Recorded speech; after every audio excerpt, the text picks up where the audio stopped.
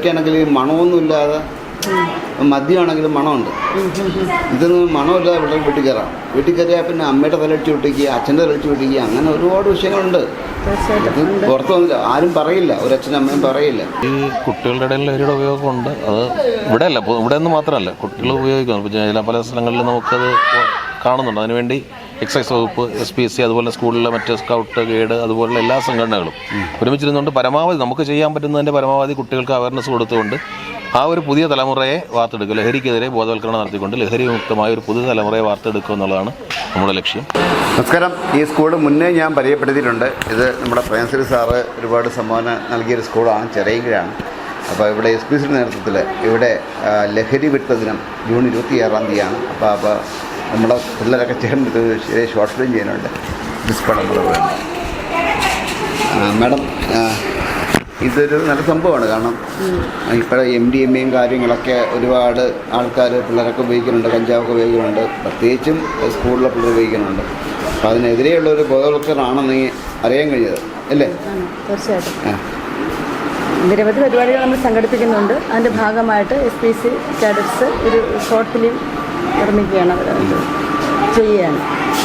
ഒരു പക്ഷേ നമ്മുടെ എല്ലാ വിദ്യാലയങ്ങളും വേണമല്ലേ? എല്ലാ വിദ്യാലയങ്ങളിലും ഇത്തരത്തിലുള്ള പ്രോഗ്രാമുകൾ നടക്കുന്നുണ്ട്. കാരണം ഞാൻ കാണാൻ കഴിയുന്ന കാഴ്ച, നമ്മൾ ഇടവഴിയിലൊക്കെ പോയിട്ട് ഈ +2 വിദ്യാർത്ഥികൾ പണ്ട് പെടുകയായിരുന്നു, +2 ആണ്, അവരൊക്കെ ഈ ഇതൊക്കെ ഉപയോഗിക്കുന്നത്, ഇഞ്ചെക്ട് ചെയ്യുന്നതൊക്കെ നമ്മൾ കാണാറുണ്ട് പലപ്പോഴും. നമ്മൾ പലപ്പോഴും പോലീസ് ഇൻഫോം ചെയ്യാറുണ്ട്. അത് മോശമായൊരു പ്രവണതയാണ് അല്ലേ? അതിന് നമ്മുടെ കുട്ടികളെ അതിന് രക്ഷിച്ചെടുക്കണമല്ലോ. അതിന് വേണ്ടിയിട്ടല്ലോ നമ്മുടെ സ്കൂളിൽ ശ്രമിച്ചുകൊണ്ടിരിക്കുന്നത്. ഇങ്ങനൊരു ഉദ്യമം സർക്കാരിൻ്റെ ഭാഗത്തു നിന്നാണോ സ്കൂളിൻ്റെ ഭാഗത്തു നിന്നാണോ? തീർച്ചയായിട്ടും സർക്കാരിൻ്റെ ഭാഗത്തു നിന്നുണ്ട്.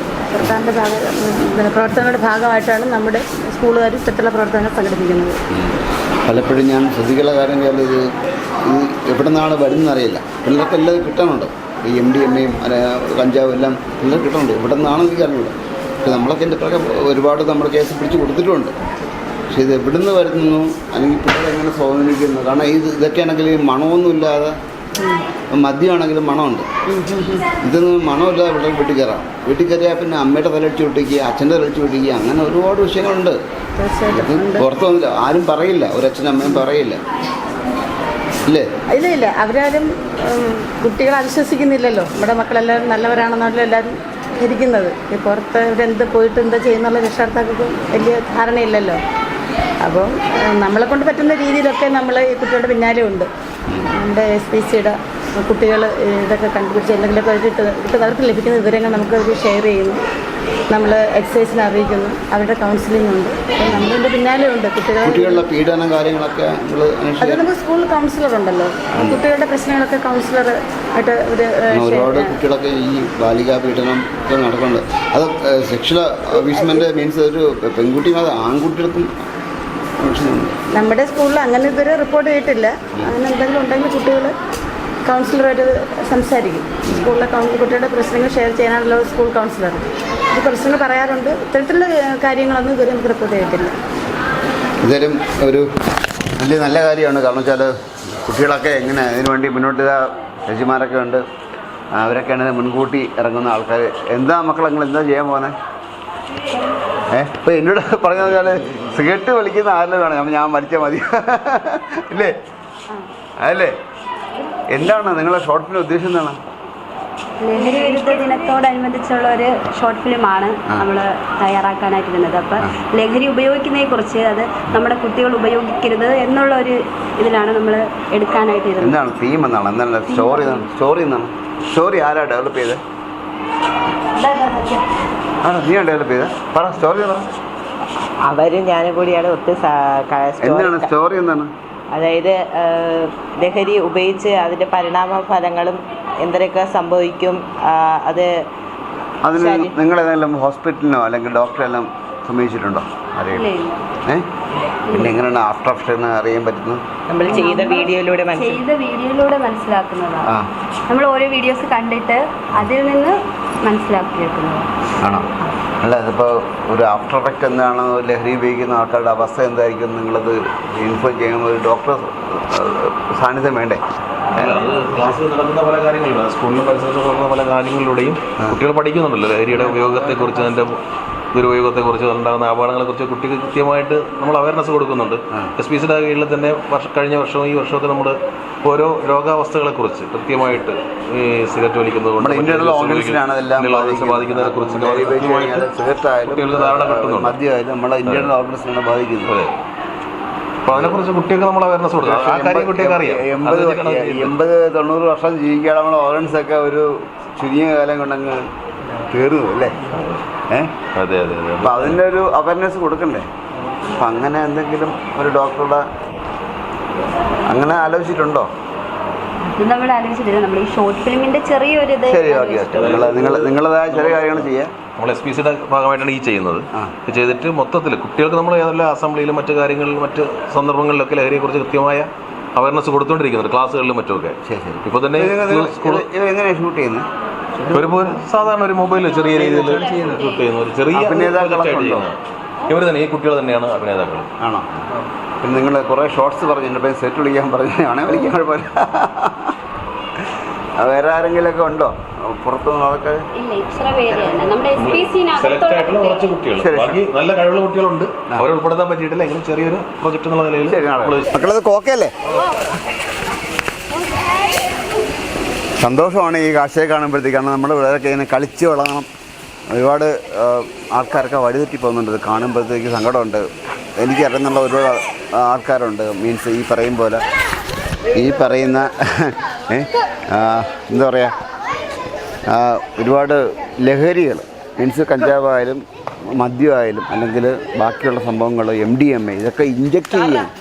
ഇതൊക്കെ +2 പഠിച്ചപ്പോൾ ഇതൊക്കെ നമ്മൾ കാഴ്ച കാണുന്നത്. പക്ഷേ ആ സമയത്ത് നമ്മൾ ഇന്ന് കാണുമ്പോഴത്തേക്ക് പിള്ളേർ കളിക്കുന്ന കാഴ്ച കാണുമ്പോഴത്തേക്ക് എനിക്ക് ഭയങ്കര സന്തോഷമുണ്ട്.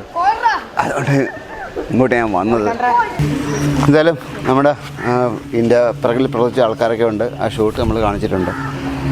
എന്തായാലും നല്ല ഉദ്യമമാണ് കേട്ടോ. അത് ഈ പറയാതിരിക്കുന്ന നേരത്തിൽ. കാരണം ഇതിൽ ഒരുപാട് കാഴ്ചകളും വാർത്തകളൊക്കെ നമ്മൾ കാണുന്നതാണ്. ഈ വീട്ടിൽ അമ്മയുടെ തലടിച്ച് ഓടിക്കുക, അച്ഛൻ്റെ തലടിച്ച് ഓടിക്കുക, കാശിന് വേണ്ടി 1500-2000 രൂപയുടെ ഈ MDMAക്കുള്ളത് അതൊക്കെ വാങ്ങാൻ വേണ്ടി പിള്ളേർ ഓടുന്ന ഓട്ടം അത് കണ്ടുപിടിക്കാൻ പറ്റില്ല അല്ലേ? ചേച്ചിയുടെ പറഞ്ഞിട്ടുള്ളത് ടീച്ചറെ കൊണ്ടാണോ? കുട്ടികളെ പ്രാക്ടീസ് കൊടുക്കാൻ വേണ്ടി വരുന്നതാണ്. ആഴ്ചയിൽ 2 ദിവസം വരുന്നുണ്ട്. അവർ ബുധനാഴ്ച ശനി ദിവസങ്ങളിൽ SPC കുട്ടികളുടെ പ്രാക്ടീസിന് വേണ്ടി വരുന്നത്. അപ്പോൾ കുട്ടികൾ എല്ലാ കാര്യത്തിനും അവർ ആക്റ്റീവായിട്ട് കൂടെ ഉണ്ട്. കുട്ടികളോട് മാഡം തന്നെ കൂടെ ഉണ്ടല്ലേ? ടീച്ചർ ഇവിടുത്തെ പ്രിൻസിപ്പലാണ്, HM ആണ്. അപ്പോൾ ഇത് എല്ലാവരും കൂടെ ഉണ്ട്. കാരണം ഇങ്ങോട്ട് വാടാ, പിള്ളേർ വാ അഭിനേതാക്കളെ എനിക്കിത് മൊത്തം കവർ ചെയ്യാൻ പറ്റില്ല. എനിക്ക് വേറെ വാർത്തയുണ്ട്, എനിക്ക് അങ്ങോട്ട് പോകണം. അപ്പോൾ നമ്മളെ പിള്ളേരൊക്കെ അഭിനയിച്ചിട്ടുണ്ട്.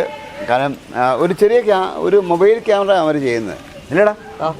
മൊബൈൽ ക്യാമറ ചെയ്യുന്നത്. ആരാ ഷൂട്ട് ചെയ്യുന്നവരാ? ഏവനാണിത് ഷൂട്ട് ചെയ്യുന്നത്.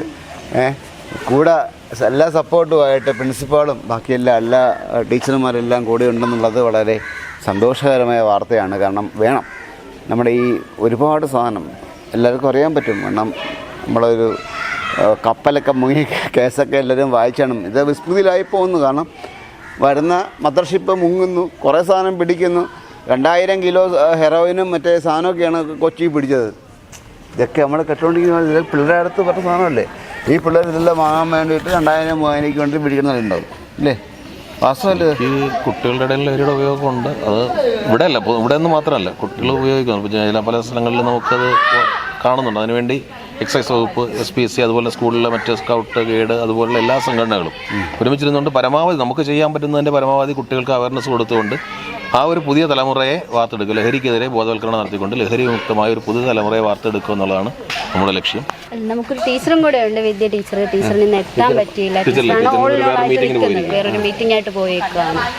ടീച്ചറാണ് ഇവിടെ വേണ്ടിയിരുന്നത്, പക്ഷെ ടീച്ചറിന് എത്തിയിട്ടില്ല. എന്തായാലും ഏതായാലും നമ്മൾ ഒരുപാട് കാര്യങ്ങൾ കേൾക്കുന്നുണ്ട്. ഞാനൊക്കെ ഒരുപാട് കാര്യങ്ങൾ മീൻസ് നമുക്ക് പറയാൻ പറ്റത്തില്ല. കാരണം ചില ഈ പറഞ്ഞ അമ്മയടിച്ച് അമ്മയൊന്നും പുറത്ത് പറയില്ല, തലടിച്ചിട്ട് പറയില്ല. അങ്ങനെ ഒരുപാട് കേസുകൾ ഞാൻ അറ്റംപ്റ്റ് ചെയ്യാറുണ്ട്. ഇപ്പോൾ ഒരു മാർഷിപ്പം അവിടെ മുക്കി അതിൻ്റെ സാധനങ്ങൾ 2000 കിലോ സാധനമൊക്കെ വന്നത് എനിക്ക് അറിഞ്ഞുകൊണ്ട് ഇതൊക്കെ ആര് കൊണ്ടുവരുന്നു? ഇതെല്ലാം നമ്മുടെ ഈ കൊച്ചു പിള്ളേരെ സിരകളിലേക്കാണ് ഒഴുകുന്നത്.